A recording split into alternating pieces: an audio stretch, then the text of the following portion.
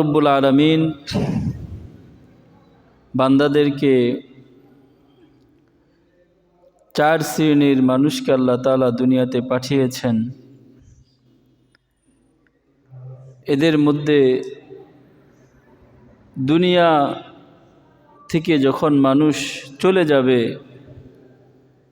তখন বান্দাদের জন্য তার আমল নামা, তিন ব্যক্তির আমল নামা আল্লাহ তাআলা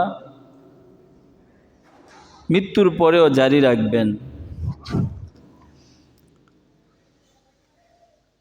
এদের মধ্যে হচ্ছে আল্লাহর হাবিব বিশ্বনবী জনাবে মুহাম্মদুর রাসূলুল্লাহ সাল্লাল্লাহু আলাইহি ওয়াসাল্লাম বলেন, সাদাকাতুন জারিয়া, যারা এমন সদকা করেছে যেটা প্রতিনিয়ত তার জন্য আমল নামায় চলতে থাকবে, এরকম তিনি দান সদকা করে গেছে, যেই দান সদকা তার মৃত্যুর পরবর্তী সময়েও এটা জারি থাকবে, তার আমল নামায় এটা লিপিবদ্ধ হইতে থাকবে।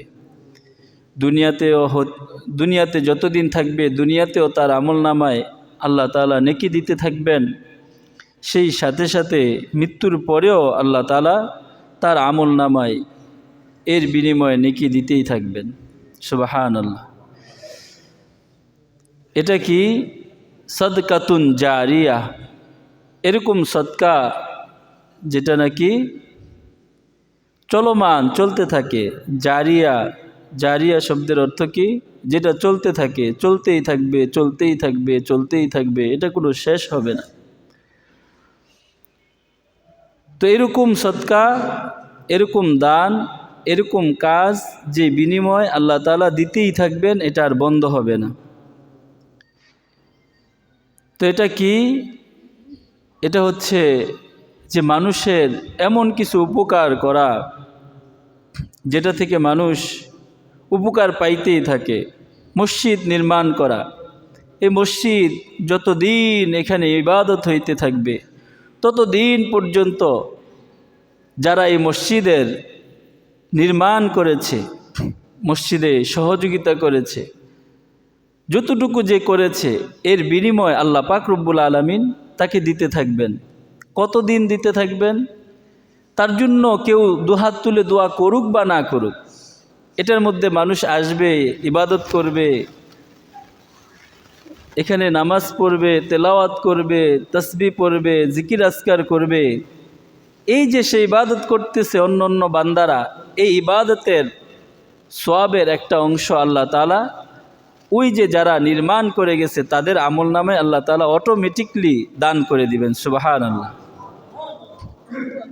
শুধু কি মসজিদ, মাদ্রাসা, রাস্তাঘাট যেখানে মানুষের চলাচলের জন্য কষ্ট হবে এরকম রাস্তা নির্মাণ করে দেওয়া, কালপাট, এরকম কোনো নলকূপ তৈরি করে দেওয়া যে এখানে পথিকরা যাওয়া আসা করে, অথবা মসজিদের অনেক মানুষ আসবে, মাদ্রাসায় অনেক মানুষ, অনেক বাচ্চা কাচ্চারা এলেম শিখবে, তো এরা এখান থেকে পানি পান করবে, এরা পানি ব্যবহার করবে। এইভাবে যতদিন এটা চলমান থাকবে ততদিন পর্যন্ত তার আমল নামায় সওয়াব দান করে দিবেন কে? আল্লাহ তাআলা তার আমল নামায় সওয়াব দিতেই থাকবেন, দিতেই থাকবেন। তো এই জন্য বলছেন সাদকাতুন জারিয়া। মানুষ দুনিয়াতে যা করুক না কেন, হয়তো সে নিজে যা খাবে এতটুকু সে ভোগ করলো, আর যা সে রেখে যাবে এটা তার উপকার আসতেও পারে, উপকারে নাও আসতে পারে।